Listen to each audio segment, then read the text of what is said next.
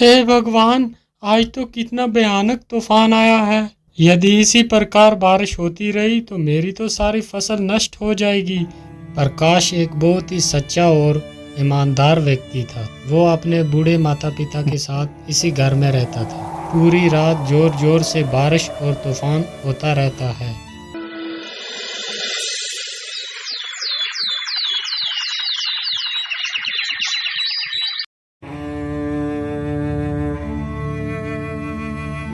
पिताजी, मैं खेतों की तरफ जा रहा हूँ। अभी जल्दी ही लौट कर वापस आ जाऊंगा। इतना बोलकर प्रकाश वहां से खेतों की ओर निकल जाता है।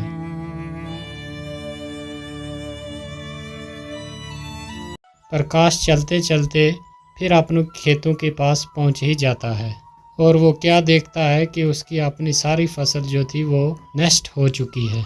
हे भगवान, ये क्या हो गया? अब मैं क्या करूंगा? मेरी तो सारी फसल नष्ट हो चुकी है।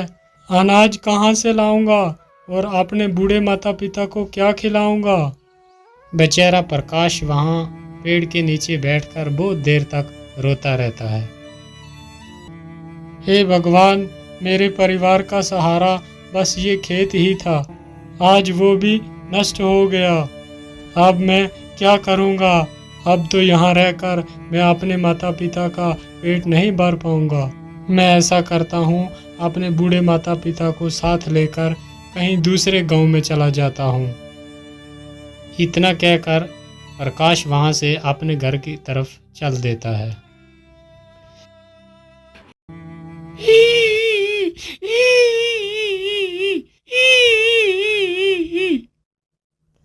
अरे, ये आवाज किसकी है? कौन रो रहा है इधर? मुझे तो लगता है कोई मुसीबत में फंसा हुआ है। एक बार जरा देखो तो सही, कौन है ये? फिर प्रकाश उसी ओर चलने लगता है जिस तरफ से वो आवाज आ रही थी और प्रकाश देखता है लोमड़ी अपने घायल बच्चों को देख देख कर रो रही है। जो बच्चे बिल्कुल अभी छोटे थे, चलने के लायक भी ना थे। अरे लोमड़ी, तुम क्यों रो रही हो? और तुम्हारे इन बच्चों को क्या हो गया है? अरे भैया, मैं तुम्हें क्या बताऊं, इस तूफान ने तो मेरा सारा घर ही उजाड़ दिया। अभी कुछ दिन पहले ही मेरे बच्चों ने जन्म लिया था। अभी ये चलने के लायक भी नहीं है। तूफान ने हमारा ये हाल कर दिया। अरे लोमड़ी, तुम दुखी मत हो। मैं तुम्हारी कुछ मदद कर देता हूँ। मैं तुम्हारे बच्चे को दवाई लगा देता हूँ जिससे जख्म बहुत जल्दी भर जाएंगे, और मैं तुम्हारा ये घर भी थोड़ा ठीक कर देता हूँ। प्रकाश की ये बात सुनकर लोमड़ी की थोड़ी जान में जान आई। प्रकाश जल्दी से जाता है और कुछ दवाई की पत्तियाँ तोड़कर लाता है और जल्दी ही उन घायल बच्चों के घावों पर लगा देता है। और फिर वो जल्दी से वो गिरा हुआ पेड़ जो था जिसमें वो रह रहे थे उसे सही जगह पर। ये देखकर लोमड़ी बहुत ज़्यादा खुश हो जाती है। हे दयालु इंसान, तूने मेरे परिवार को मरने से बचा लिया। तुम बहुत अच्छे आदमी हो। मैं तुम्हारा ये एहसान कभी नहीं भूलूंगी। अच्छा लोमड़ी, अब मैं चलता हूँ। अरे रुको भैया, तुमने मुझे मुसीबत से निकाला, लेकिन मैं देख रही हूँ तुम्हारे चेहरे पे बहुत उदासी है। क्या कारण है? तुम इतने परेशान क्यों हो? अरे मैं क्या ही बताऊँ, जिस जालिम तूफान ने तुम्हें कष्ट दिया है उसी जालिम तूफान ने मेरा भी खेत जो था वो सारा तबाह कर दिया है, और उसी फसल से मेरी सारी उम्मीदें थी। अब वो फसल भी सारी नष्ट हो चुकी है। अब मैं क्या करूँगा? खाना कहाँ से लाऊंगा और अपने बूढ़े माता पिता को क्या खिलाऊंगा? मेरे पास खेती के सिवा दूसरा कोई साधन भी नहीं है। अब तुम ही बताओ, मैं क्या करूं? अरे मेरे भाई, आप दुखी मत हो। आपने इतनी हमारी मदद की है तो मैं भी आपकी एक मदद कर देती हूँ। मैं तुम्हें एक खजाने का रास्ता बताती हूँ जिसकी वजह से तुम्हारी गरीबी हमेशा के लिए खत्म हो जाएगी। लेकिन वो खजाना है कहाँ? वो खजाना तुम्हें नीलगिरी की पहाड़ियों में मिलेगा। याद रहे, वो खजाना देखकर तुम्हें ज्यादा लालची नहीं बनना, अगर तुम्हारे मन में ज्यादा लालच आई तो वो खजाना तुम्हें नहीं मिलेगा। ठीक है, मैं तुम्हारी बात को याद रखूंगा।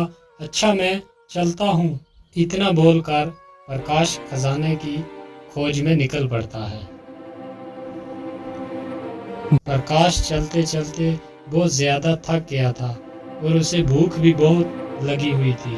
अरे, मैं तो चलते चलते बहुत ज्यादा थक गया हूँ और मुझे भूख भी बहुत लगी है। यहाँ तो आसपास कुछ भी नजर नहीं आता। मैं ऐसा करता हूँ कि कुछ आसपास ही खाने को ढूंढता हूँ, शायद कुछ खाने के लिए मिल जाए।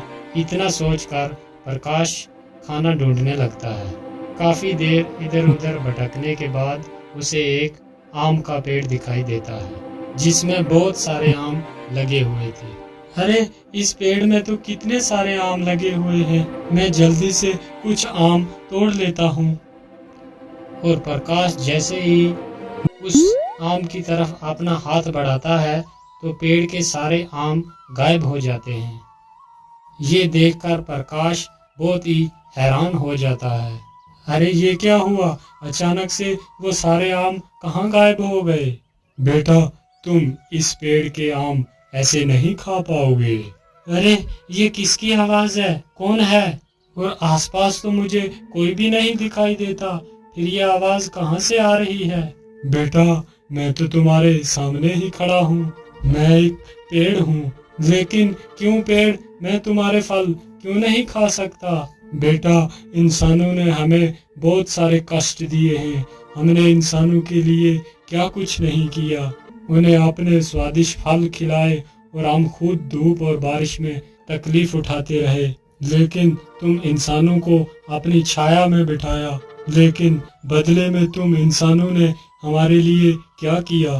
तुमने बारी बारी सारे पेड़ काट दिए हैं, जिसकी वजह से आज इतनी कड़कती धूप पड़ रही है। इसका कारण सिर्फ तुम ही हो। और इस गर्मी की वजह से हमें भी पर्याप्त पानी नहीं मिल रहा। इसकी वजह से हमारी तने भी सूख रहे हैं आहिस्ता आहिस्ता। अगर ऐसा ही चलता रहा तो जल्दी ही पृथ्वी का विनाश हो जाएगा। यदि इस विनाश को रोकना है, यदि कोई व्यक्ति एक पेड़ किसी मजबूरी के कारण काटता है, तो उसके बदले कम से कम उसे 3 पेड़ लगाने होंगे, तभी हम इस पृथ्वी को सुरक्षित रख सकते हैं। लेकिन पेड़, मैं इसके लिए क्या कर सकता हूँ? बेटा, मैं तो किसी के पास जाकर ये बात नहीं बता सकता, लेकिन ईश्वर ने तो तुम्हें पैर दिए हैं। तुम हर एक व्यक्ति तक ये संदेश पहुंचाओ। ऐसा करने के लिए क्या तुम तैयार हो? तभी मैं तुम्हें फल खिला सकता हूँ। हाँ हाँ पेड़, ठीक है, मैं आपके इस संदेश को हर आदमी के पास पहुंचाऊंगा। प्रकाश की ये बात सुनकर पेड़ बहुत खुश हो जाता है और जल्दी से अपने कुछ फल नीचे गिरा देता है और प्रकाश उन फलों को उठाकर तुरंत खाने लगता है। फलों को खाकर प्रकाश आगे जाने लगता है।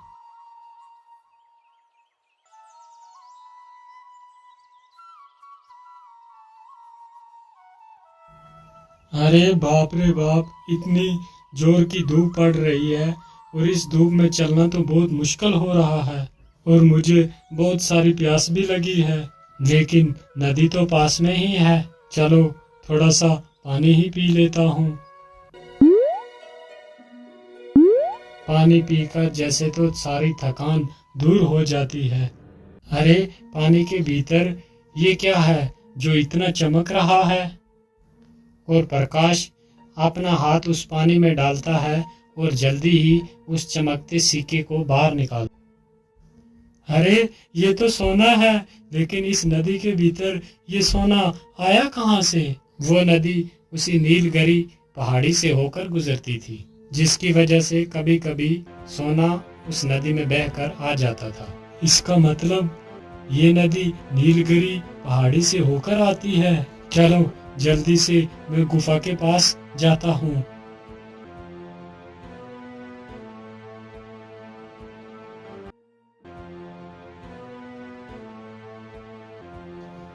प्रकाश चलते चलते जल्दी ही नीलगिरी पहाड़ी के पास पहुंच जाता है। मैं इस गुफा के बीच तो आ गया, लेकिन खजाने का कुछ पता ही नहीं है कहाँ पर होगा। अरे ये क्या, एक पत्थर के नीचे से इतना सारा पानी कैसे आ रहा है?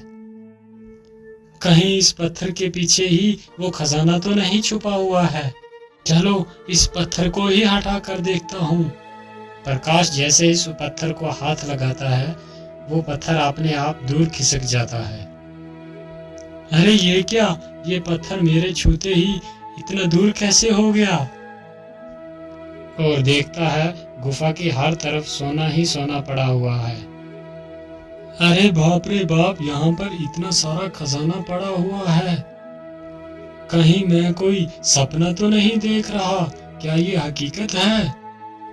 अरे नहीं नहीं, ये कोई सपना नहीं है, ये हकीकत ही में ही सोना है। चलो मैं अपनी जरूरत के हिसाब से ही सोना ले लेता हूँ। और प्रकाश एक पोटली भरकर सोना ले लेता है। आहा, इतना सोना मेरे जीवन के लिए बहुत काफी है। इतना कहकर प्रकाश सोने की पोटली अपने सिर पर रखकर वहां से निकल पड़ता है। रुक जाओ, कौन हो तुम और इस पोटली में क्या लेकर जा रहे हो? क्या हुआ, तुम कुछ बोल क्यों नहीं रहा? इस पोटली के भीतर क्या छुपा के रखा है तुमने? अरे सरदार, ये ऐसे आदमी नहीं बताएगा। हम इसकी पोटली छीनकर खुद ही देख लेते हैं कि इसकी पोटली के भीतर क्या रखा है। हाँ जोरावर सिंह, तुम जल्दी से इसकी पोटली छीन कर ले आओ। बेचारा प्रकाश डर जाता है और उस पोटली को उस डाकू को दे देता है। अरे वाह, इसमें तो बहुत सारा सोना है। अरे युवक, तुम्हें ये सोना कहाँ से मिला? जल्दी से बताओ, वरना मारे जाओगे। भाई, ये सोना तो मुझे इसी गुफा से ही मिला है। वहाँ पर तो ढेर सारा सोना पड़ा है। मैंने अपनी जरूरत के हिसाब से थोड़ा ही सोना लिया है। क्या कहा? इतना सारा सोना? और जिस सोने को हम वर्षों से ढूंढ रहे हैं, और वो सोना तुम्हें मिल गया?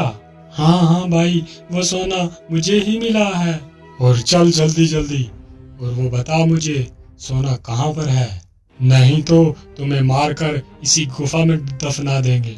ठीक है भाई, अब मुझे कुछ मत करना, मैं आपको उसी गुफा के अंदर ले चलता हूँ। और जल्दी से जाकर उस बड़े पत्थर के पास रुक जाता है। क्या हुआ, तुम यहाँ पर क्यों रुक गए? यहाँ पर तो कोई सोना नजर नहीं आ रहा। अरे भाई, इस पत्थर के पीछे ही तो वो खजाना छुपा हुआ है। क्या इस पत्थर के पीछे वो खजाना है? लेकिन तू इस पत्थर के पीछे गया कैसे, और तुमने अकेले ने ये रास्ते से हटाया कैसे? अरे दुष्ट, तू मुझे मूर्ख बना रहा है कि तूने अकेले ही नहीं ये इतना बड़ा पत्थर हटा लिया, जबकि हम सारे लोग मिलकर इस पत्थर को दिन भर नहीं हिला सके, और तूने इस पत्थर को अकेले ही हटा दिया। नहीं भाई, मैं झूठ नहीं बोल रहा, मैंने सचमुच अकेले ही इस पत्थर को हटाया था और इसके अंदर मैं गया था। यदि ऐसी ही बात है तो तू मेरे सामने ही इस पत्थर को हटा, जरा मैं भी तो देखूं कि तूने अकेले ही इतने बड़े पत्थर को कैसे हटा दिया। ठीक है भाई, मैं अभी इस पत्थर को हटाता हूँ। इतना कहकर प्रकाश जैसे ही उस पत्थर को छूता है, वो पत्थर अपने आप दूर खिसक जाता है। पत्थर दूर खिसकते ही गुफा का सारा खजाना साफ साफ दिखाई देता है। खजाना देखकर तीनों डाकू तो पागल ही हो जाते हैं। अरे वाह वाह वाह, इतना सारा खजाना है। आखिरकार ये सोना हमारे हाथ लग ही गया। अब तो हम ही इस सारे खजाने को उठाकर ले जाएंगे। डाकू के इतने बोलते ही गुफा का दरवाजा अपने आप बंद हो जाता है। तीनों दुष्ट डाकू उसी गुफा के अंदर फंस जाते हैं और प्रकाश अपनी उस सोने की पोटली को उठाता है और वहां से भाग जाता है। और वो डाकू तीन के तीन अंदर ही उस गुफा के दम घुट के मर गए।